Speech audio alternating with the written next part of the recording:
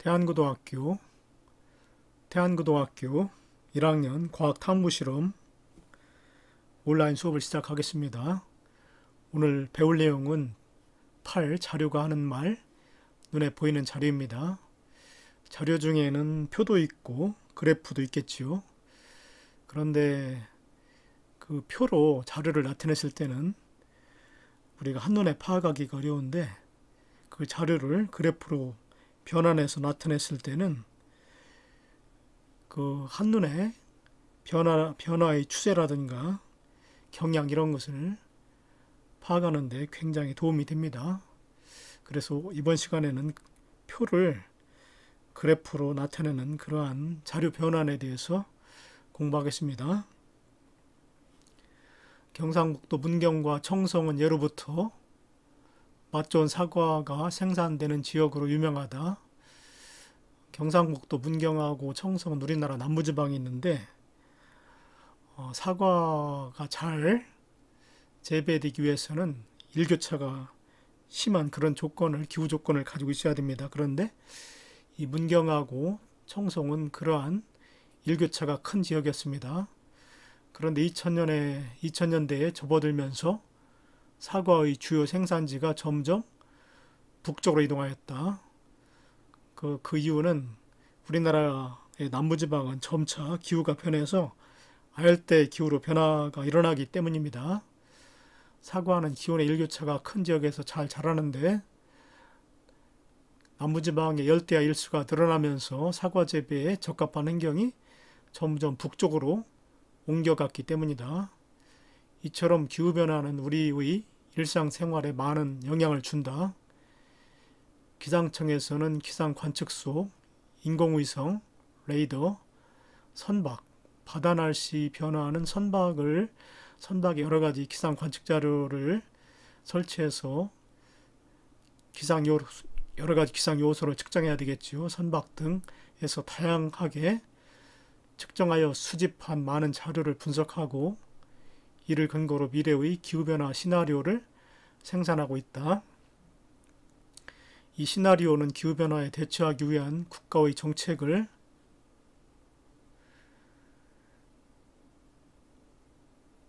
수립하는 데 활용되고, 기업이 미래의 산업 전략을 세우거나 농민들이 한 해 농사를 계획하는 데 사용되기도 한다. 자, 여기 측정된 기상 요소 중에는 기온도 있겠고, 강수량, 적설량, 기압, 풍향, 풍속, 습도, 일조시간, 자외선 세기, 이런 여러가지 기상 요소가 있는데, 이러한 여러가지 기상 요소를 요즘에 와서는 첨단 과학 장비, 기상위성이라든가 레이더 장치, 레이더 영상 촬영 장치, 이런 그 첨단 과학 장비를 동원해서 측정하고 있고, 방대한 그 자료를 슈퍼컴퓨터를 이용해서 처리하고 있습니다. 여기 그림, 한반도 사과 재배지 변화 예상이 나왔는데, 색깔별로 황색으로 표시된 부분이 한랭지, 그리고 보라색으로 표현된 부분이 적합, 그 다음에 약간 그 고동색, 준적합, 검은 고동색은 부적합인데, 경상남북도 이 지역이 과거에는 준적합이라든가 적합 지역의 사과 재배지로 포함됐었는데, 근래 와가지고는 부적합 지역으로 이렇게 변한 모습을 볼 수가 있습니다.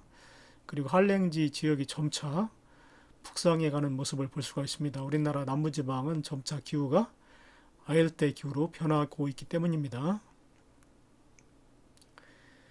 기상자료를 수집하는 것처럼 과학탐구 실험을 수행할 때에도 여러가지 조사 방법으로 다양한 측정값을 얻을 수 있다. 이 값들을 다음과 같은 과정으로 정리하고 분석하면 설득력 있는 결론을 내리는데 도움이 된다. 자, 자료 중에는 이제 표가 있습니다. 먼저 특정된 값을 표로 정리하는 것도 일목요연하게 자료를 정리하는 예가 될 수 있습니다. 그런데 표를 만들 때는 가로줄과 세로줄이 있는데, 가로줄을 행이라고 합니다. 행에는 변화를 줄 현상이나 요소를 가로축에 가로줄에는 넣는 것이 보통이고 세로줄은 열이라고 합니다. 열에는 그에 따라 변하는 값을 넣는 것이 보통입니다. 그러니까 그 가로줄에는 독립변인, 그 다음에 세로줄에는 종속변인, 이렇게 영향을 주는 그런 요소는 가로줄에 넣고 그에 따라서 나타나는 결과의 값은 세로줄에 넣는 것이 표를 만들 때 요령입니다. 그래프로 나타내기. 표로 나타냈을 때는 그 변화의 경향, 이런 그 추세를 파악한다거나 자료를 한눈에 파악하기가 어려운데, 표를 그래프로 변환해서 나타내면은 한눈으로 그러한 그 변화라든가 경향, 추세 이런 것들을 쉽게 파악하는 데 도움이 됩니다.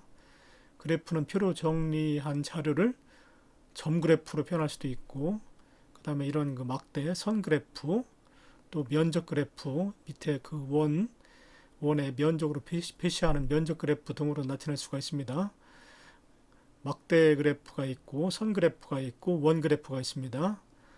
막대 그래프는 요소들의 양을 비교할 때 주로 사용한다. 그렇죠? 상대적으로 이 막대 길이가 길수록 양이 많다는 것을 쉽게 파악할 수가 있고, 막대 그래프가 짧을수록 양이 적다는 것을 쉽게 파악할 수 있기 때문에 양을 비교할 때 주로 이용합니다.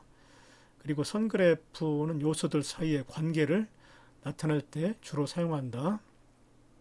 변화의 경향이라든가 추세를 파악하는 데는 선 그래프가 좋습니다.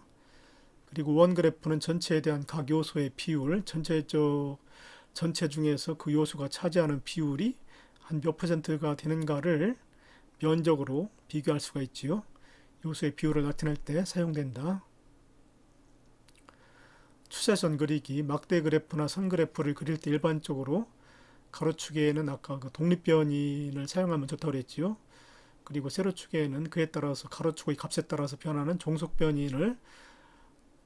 종속변인으로 정해서 나타내는 것이 좋습니다. 막대 그래프에서 막대의 높이나 선 그래프에서 각 점을 연결한 선이 위아래로 변할 때는 막대의 끝이나 각 점에 가장 가깝게 지나는 이런 여기 검은색 선처럼 각 점에 가장 가깝게 지나는 추세선을 그어가지고 전체적인 경향을 파악하는 데 도움이 줄 수가 있습니다. 이런 것을 추세선이라고 합니다.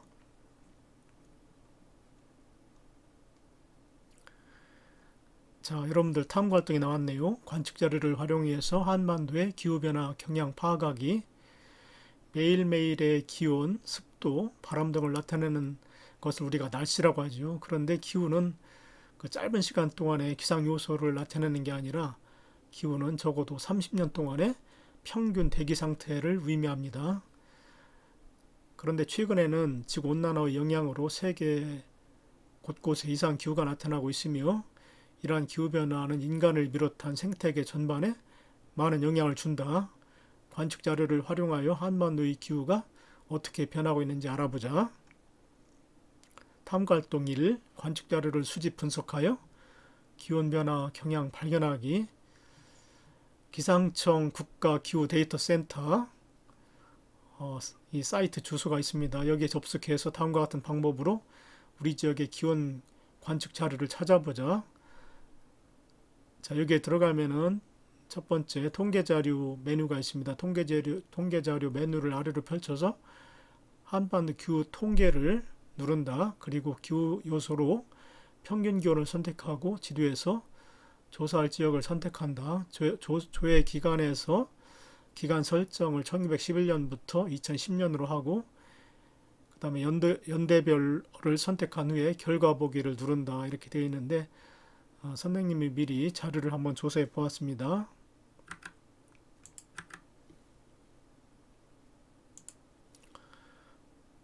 여기 그림에 태안지방 대신에 서울지방에 과거 10년 동안에 2010년부터 2019년 10월까지의 서울지방의 최저기온, 이 파란색으로 표현된 게 최저기온이지요. 최저기온과 그 다음에 연녹색 평균기온, 그 다음에 붉은색 최고기온의 변화 경향을 조사한 자료를 나타내주고 있습니다. 그런데 전체적으로 볼 때 자연스럽게 추세선을 긋게 되면 약간 오른쪽으로 가면서 이렇게 상승하는 모습을 볼 수가 있지요. 기온이 최고 기온과 최저 기온 또 평균 기온이 다 같이 조금씩 오른쪽으로 올라가면서 상승하는 그런 경향 추세를 파악할 수가 있습니다.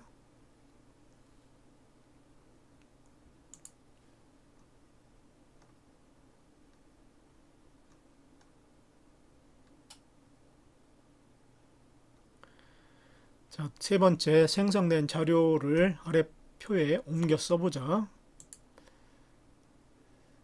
자, 아까 자료하고는 좀 다른데 1911년부터 1920년 사이 서울의 평균 기온은 약 10.7도였습니다. 그런데 최근 2001년부터 2010년 동안의 서울의 평균 기온은 12.8도로 약 2.1도가량 상승했죠. 굉장히 큰 폭으로 상승한 것입니다.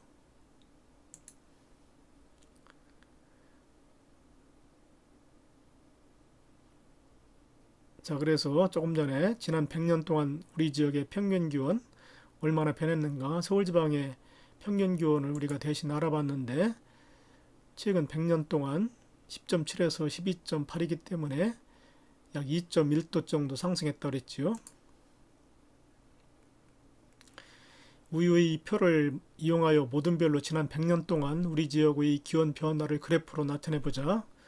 모둠원과 의논하여 막대 그래프와 선 그래프 가운데 어느 것으로 그릴지 결정한다. 그 아까 선 그래프하고 막대 그래프의 그 장점에 대해서 공부했는데 막대 그래프는 그 상대적인 양을 비교할 때 주로 쓰이고 선 그래프는 추세라든가 경향을 파악하는데 선 그래프가 좋다고 그랬습니다. 그래프의 가로축과 세로축을 무엇으로 정할지 가로축은 독립변인 그 다음에 세로축은 그에 따라서 결과가 다르게 나타나는 종속변인으로 정하는 게 좋다고 그랬습니다. 그래프에서 눈금 사이 간격을 얼마로 할지 결정한다. 눈금 사이의 간격이 너무 좁아도 안 되고 너무 넓어도 안 됩니다. 적당해야만 비교하는 데 도움이 됩니다. 그래프를 그리고 그래프 막대의 끝이나 각점을 가장 가깝게 진행하는 추세선을 그어서 기온 변화 경향을 나타낸다.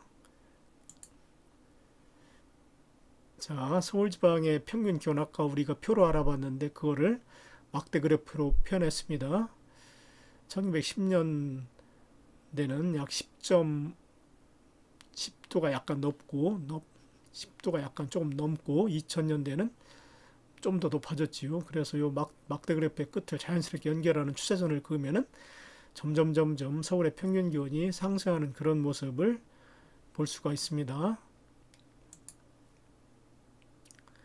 100년 동안 우리 지역, 서울 지역이라고 보면 되겠지요. 서울 지역의 평균 기온은 어떻게 변했는가?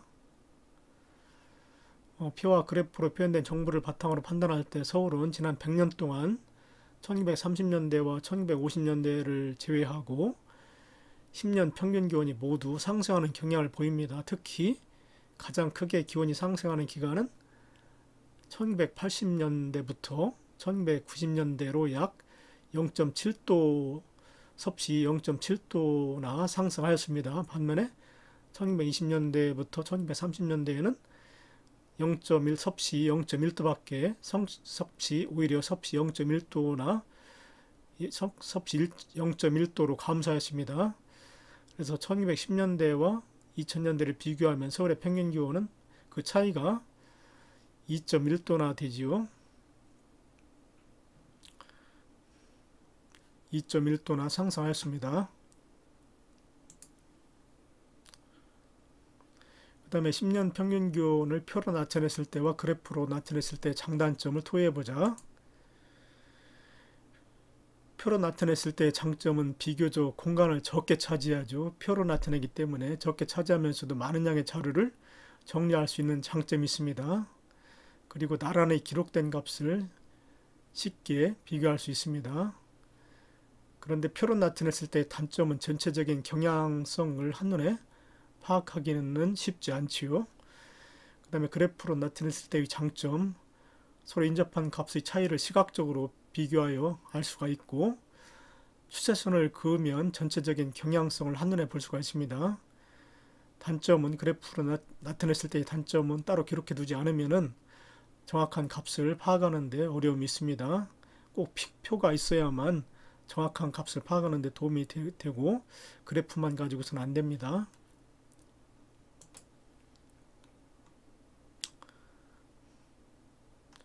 자, 두 번째, 관측 자료를 수집 분석하여 열대야 일수, 변화, 경향 발견하기. 이거는 다음 시간에 하도록 하겠습니다.